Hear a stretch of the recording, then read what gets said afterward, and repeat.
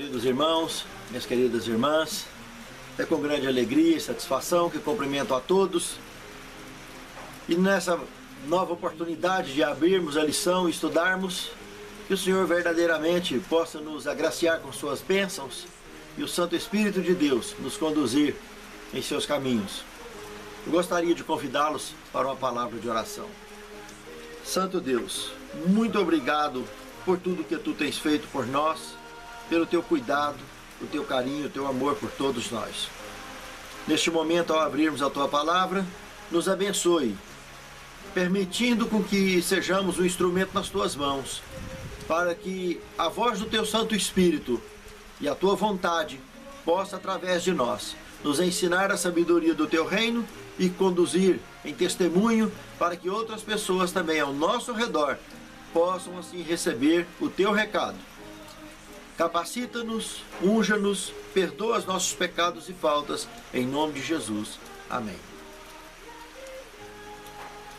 A lição 8, palavras de sabedoria. Provérbios capítulo 20, verso 6, diz o seguinte: cada qual entre os homens apregoa a sua bondade, mas o homem fiel, quem o achará? Olha quanta sabedoria registrada dentro desse contexto. Normalmente, todo mundo gosta de estar mostrando as suas virtudes. É lógico que ninguém acha muito interessante estar expondo defeitos, exceto se ele estiver meio depressivo, que a tendência do depressivo, lamentavelmente, é se alinhar na direção dos defeitos. Mas, de um ponto de vista normal, é muito interessante apresentar virtudes. Isso é o que é comum entre os homens. Mas o que o sábio aqui está apresentando é exatamente sobre aquele que verdadeiramente, de fato, é uma pessoa que respira e vive bondade. A pessoa que de fato vive de maneira fiel a sua conduta, o seu testemunho, seja com o cônjuge, seja com os filhos, seja com os amigos, seja com Deus, seja com os irmãos, seja com quem for. Que a sua alma, por dentro, ele adora o Senhor em espírito e em verdade, o serve em espírito e em verdade.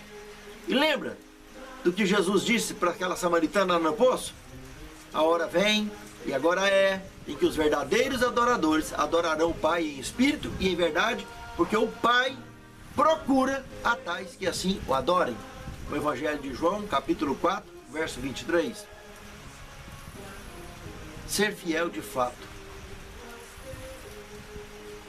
Palavras de sabedoria apresentada nessa semana mostrará algumas joias desse tesouro de Deus sobre esse tema. O segundo tema: somos todos iguais. Se observarmos Provérbios capítulo 20, verso 12, poderemos avaliar um paralelo com 1 Coríntios capítulo 12, verso 21. Mas, analisando esses versos, descobriremos que a nossa igualdade uns com os outros realmente é só na origem paterna. Somos todos filhos do mesmo Pai, no direito à graça em nosso Senhor Jesus Cristo. Nisso, todo mortal está nivelado. Não importa se é rico, se é pobre, se é bonito, se é feio, se é forte, se é fraco. Todos são iguais, tanto de pé em cima da terra, quanto debaixo da terra. Com formigueiro entrando no ouvido, saindo no outro. A mesma coisa, direitinho. Agora, onde está a diferença?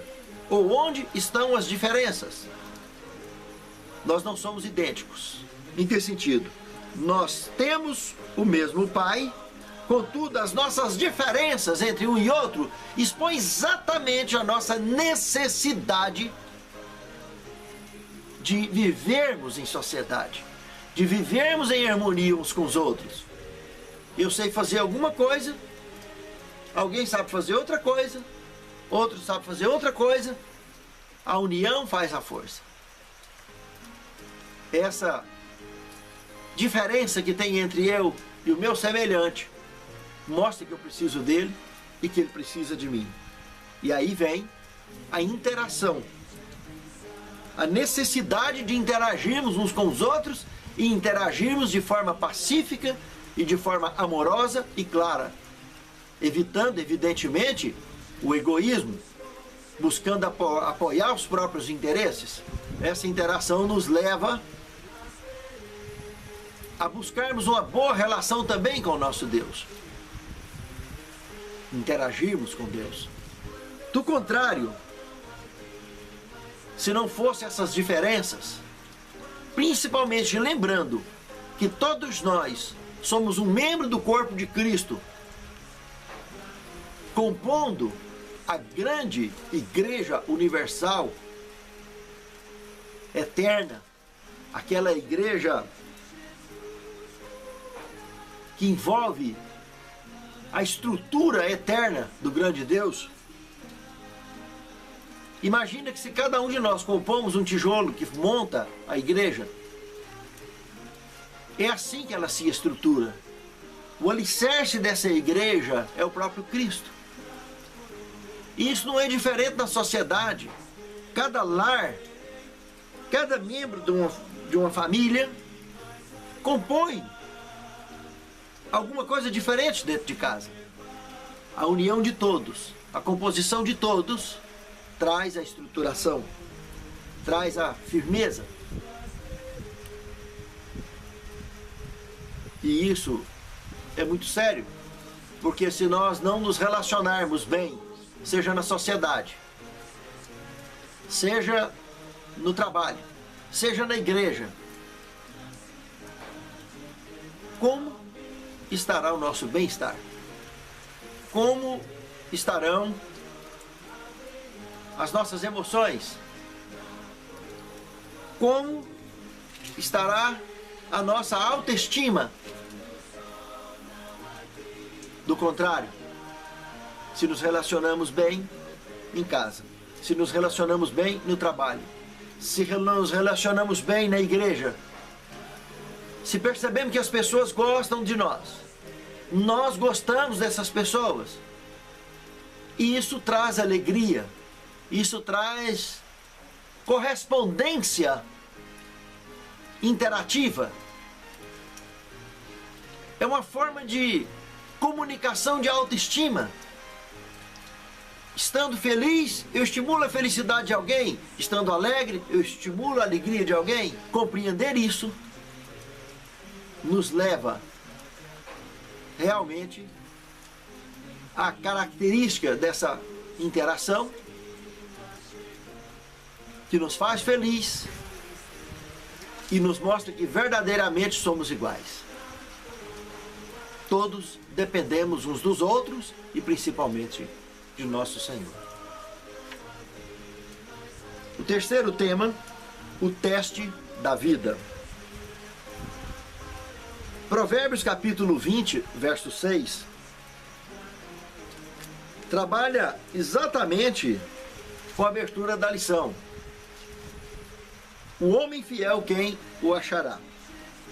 Por que o teste da vida? Observem que Apocalipse capítulo 14, verso 13, diz o seguinte: e as suas obras os acompanham. Aqui vem um ponto muito interessante entre o bom testemunho e o mau testemunho.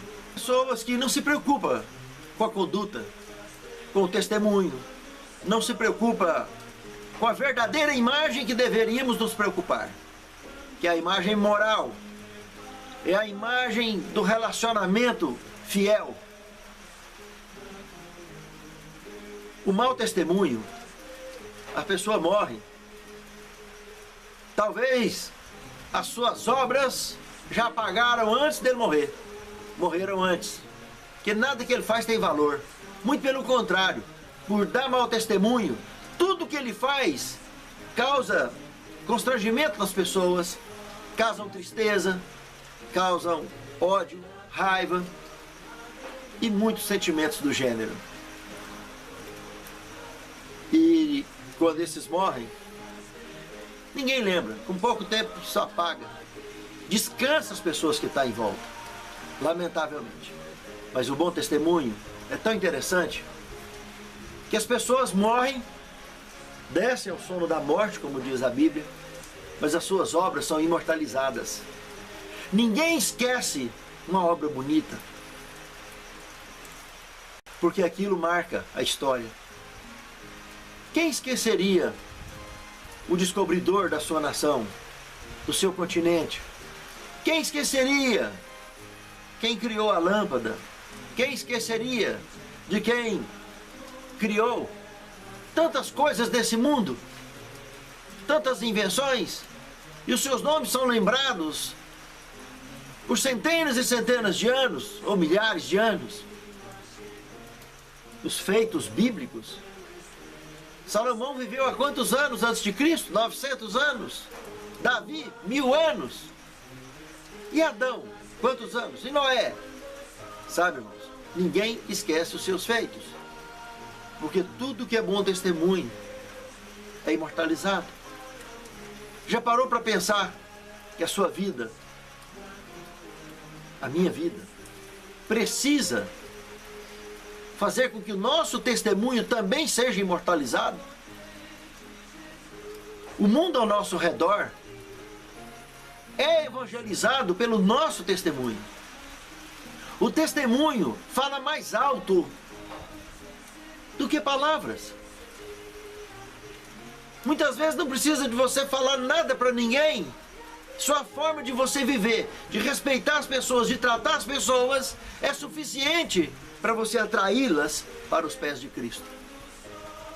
E elas passarão a amar a Deus por causa do seu bom testemunho, da sua boa conduta. Por isso digo, o bom testemunho, ele é imortalizado. Quarto tema, esperar no Senhor. Provérbios capítulo 20, verso 17, como também Provérbios capítulo 21 e o verso 5. Aqui faz a abertura de um leque, de um assunto muito delicado. Ele abre 3 frentes nesse tema, todos com uma estrutura só: a maldade no fundo. O primeiro leque aberto é a questão de riquezas adquiridas de maneira fácil, desonesta. Como tem gente nesse mundo que adora ganhar dinheiro fácil. Fácil, entre aspas, desonestamente. Mas na velocidade que eles ganham, a maldição cai nas suas costas. Quantas pessoas que nós já não vimos reclamar que daria tudo o que tem para ser feliz? O que adianta ficar alegre por alguns momentos ou por tantos momentos na vida, mas lá no fundo, na hora que deita no travesseiro, não dorme em paz? Quando vê as pessoas, independentes da sua condição social, sorrirem, serem felizes de verdade, o que vale aquelas alegrias momentâneas de grandes fortunas adquiridas de formas desonestas? Cadê a paz? Aquela paz que Cristo falou. Não é a paz à custa de bala, não é a paz na marra, a paz judicial, não. Aquela paz que a pessoa, quando tem a certeza da salvação, pode estar apodrecendo de câncer no hospital, mas o olho está brilhando da certeza da salvação em Cristo, que um dia será ressuscitado e viverá a vida eterna. E mesmo naquela situação, como Jó um dia ficou lá se coçando com um caco de telha e não perdeu essa paz, porque tinha certeza que o Senhor era com ele. Ele não sabia por que ele estava sofrendo, mas ele tinha certeza que ele ia vencer aquele momento. De uma maneira ou de outra ele ia vencer. E de fato, o relato bíblico apresenta que ele venceu. Servir a missão, servir a Deus em espírito e em verdade, não tem dinheiro que pague a felicidade que comungamos em nossos corações. Uma segunda linha desse assunto é sobre a questão, o verso 21 de Provérbios, capítulo 20, sobre a questão de herança, que mostra filhos, por exemplo, sorropiando herança dos pais, lesando os pais, até desejando que os pais morram logo para lançar mão dos bens paternos. É outra forma de atrair maldições sobre a própria vida. Isso é maldito, esse tipo de dinheiro. Tão maldito quanto o tráfico de droga, como dinheiro adquirido com matança e com qualquer outra coisa. É maldito. As pessoas devem viver umas com as outras, se relacionar umas com as outras, independente se é marido e mulher, se é amigo, se é namorado, se é patrão e funcionário. O relacionamento, o amor deve ser a estrutura fundamental em todo relacionamento. Transparência, sinceridade, honestidade. O que você não quer ouvir, não diga para ninguém. Diga para as pessoas somente aquilo que você agradaria de ouvir. Do contrário, boca fechada não entra mosca. Melhor ficar quietinho. E um terceiro ponto, abordado aqui também em Provérbios capítulo 20, o verso 22, trata da questão de vingança. Romanos capítulo 12, o verso 20 e o verso 21, o apóstolo Paulo está citando exatamente Provérbios capítulo 20, verso 22. Dizendo, deixai a vingança a mim, eu recompensarei. E quem consegue deixar a vingança para Deus, orar pelos seus inimigos, amontoa brasa sobre a sua cabeça. De fato, quando alguém faz realmente mal contra nós, nos prejudica, não importa por que motivo que foi, às vezes nós ficamos tão irritados que a vontade que dá é de revidar. Mas quando nós respiramos fundo, entregamos na mão de Deus, sem desejar mal nenhum, aquilo traz um alívio tão gostoso, porque o Senhor toma isso em suas mãos e Ele toma conta e faz o que é melhor, seja para mim, seja para quem me feriu. E é isso que Paulo entendeu de uma coisa que Provérbios, há quase 1000 anos antes de Paulo, já estava dizendo. A sabedoria divina, esperar no Senhor, porque dele vem a verdadeira justiça. O quinto tema, compaixão pelos pobres.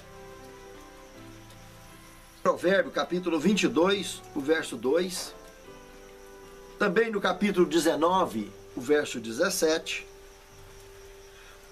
E no capítulo 21, o verso 13. Todos esses três textos, se colocarmos em paralelo com Mateus capítulo 25, verso 35 a 40, observaremos que é fundamental, ao vivermos em sociedade, termos compaixão pelas pessoas mais pobres.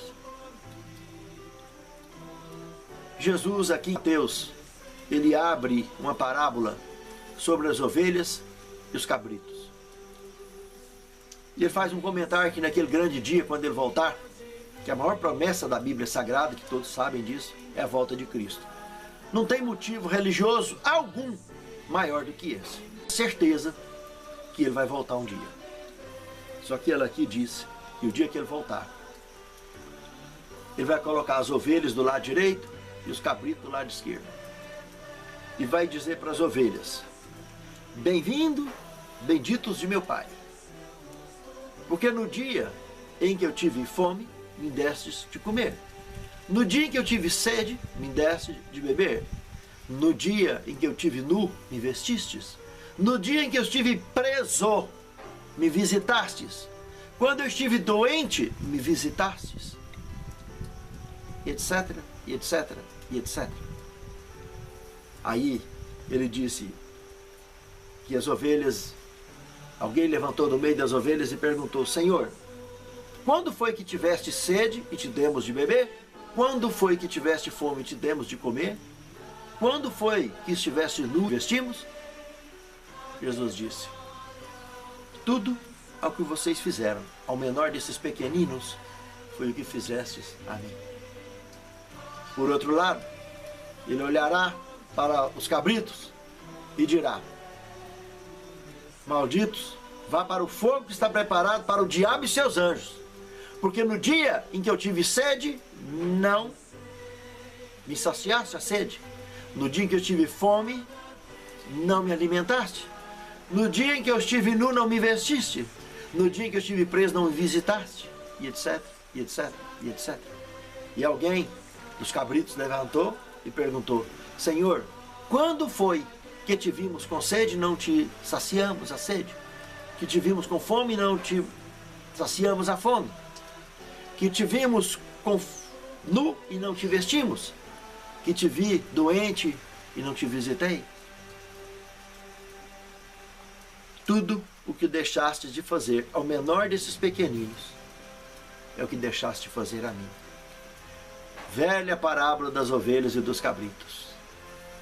Quantas pessoas que vivem neste mundo anoitecem e amanhecem do mesmo jeito, não se preocupa com o mundo ao seu redor, só olha para o próprio umbigo, não se preocupa dentro da própria igreja.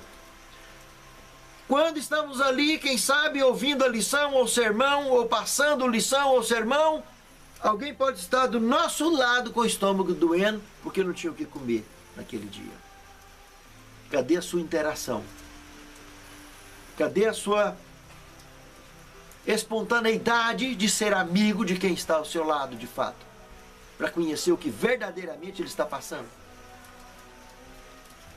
Porque ir para a igreja e servir de papa sermão, só para esquentar banco, não está com nada.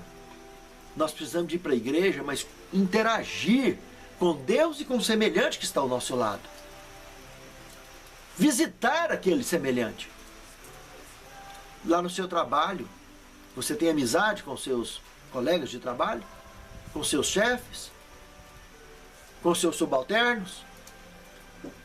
Porque você pode estar trabalhando, o seu colega de trabalho está com o estômago doendo. Está enfrentando um problema que talvez você seria a solução. Já parou para pensar nisso? Que o pequenino pode estar ao seu lado. Parentes, você está acostumado a visitar seus parentes? E os seus amigos? Para pensar nisso um pouquinho.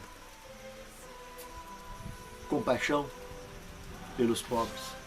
Pesa muito na balança da salvação, que é de graça. Mas ajuda nós, mas é muita ajuda em nosso favor, pode estar bem ali. Ninguém vai comprar o céu por isso. Mas o céu ficará bem mais gostoso, caminhando, sendo úteis na causa de Deus. Sexto tema, educação. Aqui é um assunto extremamente delicado. Extremamente delicado. Provérbio capítulo 22, verso 6. Instrui o menino no caminho que deve andar, e quando ele estiver velho, não se desviará dele. Educação. Meus amados e minhas amadas irmãs, já há anos, que tem nascido uma safra de meninos, de crianças, que mais parece filhote de chocadeira do que pessoas comuns. Sabe por quê? O mundo globalizado, a economia, o tempo arrochado de trabalho, tem motivado pais e mães a trabalharem e a não educarem mais os seus filhos como conviria. Coloca os meninos nas creches, não que esteja errado, não tem nada contra, apenas quero aqui levantar a questão do filhote chocadeira, porque as crianças que não são criadas pelos seus pais, queira ou não, eles perdem na afetividade. O tempo, o corre-corre, pela economia, pelo mundo globalizado, tem sido priorizado acima da educação e afetividade dos próprios filhos. Quem está educando o teu filho? Observem que na antiguidade aí de 30, 40 anos atrás, não era tão comum, era raríssimo se ouvir falar de serial killers por ali, por aqui. Hoje em dia tá uma festa para tudo quanto é lado. Camarada que resolve entrar dentro da escola e sai metralhando meninada e tudo, homens bombas e para tudo quanto é lado. Cidades que eram pacíficas em qualquer canto do mundo, tranquila, de repente está no cenário mundial. Serial killers. Vai atrás para saber se não foi filhote de chocadeira. Filhos criados, jogados pelo mundo, de qualquer jeito, sem afetividade de pai e de mãe, sem vínculo. Uma criança, um ser humano, fica na mão dos seus pais, numa média de 20 a 22 anos. Mais ou menos isso. Foi o suficiente para ele seguir o caminho dele, por toda a vida. Se teve afetividade, tem uma direção. Se não teve afetividade paterna, materna, não é seguro tão quanto a outra direção. Os rumos podem mudar muito. E isso vai refletir na história do planeta. E isso vai refletir na história da sua vida.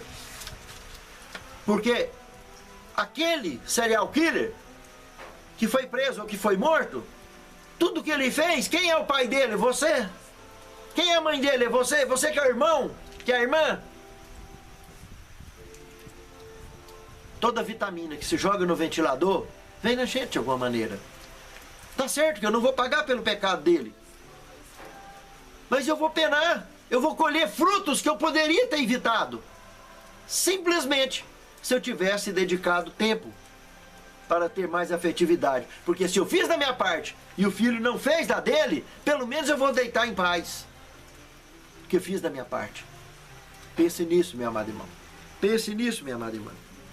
Esses meninos criados dessa maneira, jogados para o canto, mesmo criados dentro de casa, com babás e etc., muitos deles não sabem tomar bênção dos pais, não sabem tomar bênção dos tios, já esqueceram sobre isso, não tem noção disso mais. Eles não respeitam limites, têm dificuldade de respeitar limites.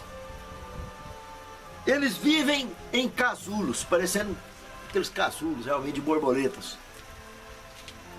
Você chega perto, cumprimenta, está lá no videogame, ou está no computador, e continua fazendo a mesma coisa. Você conversa com ele, está do mesmo jeito, não está nem vendo que você está falando com ele. Que ele é filhote de chocadeira, não é pessoa comum. Se fosse uma pessoa comum, tivesse uma educação normal, interação de pai e mãe, como seria diferente? Ele ia ficar feliz quando você chegasse, ia conversar com você, te dar atenção, igual os meninos da moda antiga. Filhote de chocadeira é muito difícil, meus amados irmãos. Presta atenção nisso. Quem está educando os teus filhos? É a TV? É o videogame? É a internet? Não precisa eu falar muito sobre a internet. Está aqui, estamos usando esse programa para evangelizar. Que maravilha, se todo mundo usasse a internet para o bem. Mas infelizmente, do mesmo jeito que tem o bem utilizando a internet, o mal faz a sua obra através dela também. E os filhotes de chocadeira entram de cheia nessa aí. Mesmo você trabalhando, papai e mamãe, pode criar o seu filho como uma pessoa normal, não como um filhote de chocadeira. Não abra mão da interação com o seu filho. Dedicar tempo diário para seu filho. Diário. Mesmo que vocês trabalhem. Seja sagrado o tempo dedicado na relação com os filhos. Não importa se vai ser de noite, no horário de almoço, seja a hora que for. Diariamente.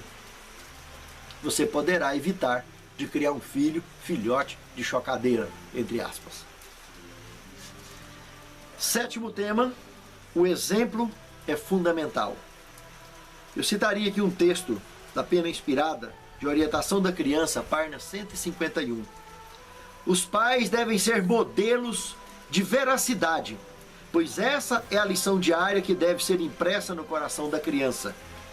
Princípios firmes devem governar os pais em todos os negócios da vida, especialmente na educação e no preparo dos filhos. Pais, nunca mintam, nem digam uma inverdade por preceito e nem por exemplo. Se quiserem que seus filhos sejam verdadeiros, sejam fiéis vocês mesmos. Pense nisso, minha amada. Pense nisso, minha amada.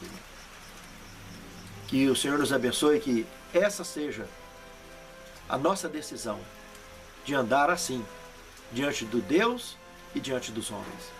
Querido Senhor, muito obrigado por essas palavras de sabedoria revelado através da Bíblia Sagrada. Nos abençoe, nos proporcionando condições não só de compreender, Senhor, mas de praticar e transmitir para o mundo ao nosso redor. Que a nossa conduta, Senhor, seja imortalizada pelo Teu Santo Espírito na nossa vida. E que aqueles que nos cercam possam enxergar a Ti através de nossas obras. Que verdadeiramente possamos ser vistos como luz no mundo, como sal da terra. É o que te pedimos, agradecidos, em nome de Jesus. Amém, Senhor. Irmãos, nós todos somos filhos do mesmo Deus. Juntos, pois caminhemos na paz.